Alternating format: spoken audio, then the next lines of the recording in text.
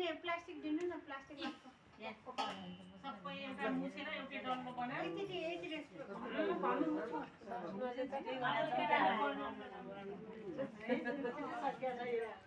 हाम्रो चाहिँ छिटो छिटो सकिया जस्तो छ क्या यो पनि सकिन लागिसक्यो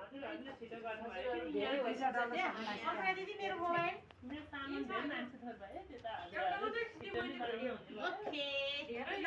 सबजना हात धुन जानु हैन खाजा खाऊ खाजा खाऊ छिटो छिटो हात चलाऊ आऊ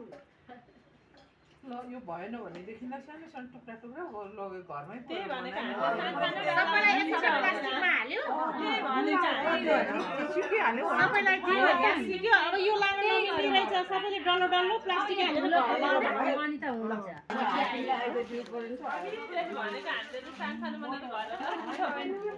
सानो सानो लगेर जाने घर शान्ति प्लास्टिक खोजिदिने यो बनाउँदा रात पर्ला है बरु घरमै अन्त बरु उ त्यो पनि सिकेर अलिअलि गर्ने भयो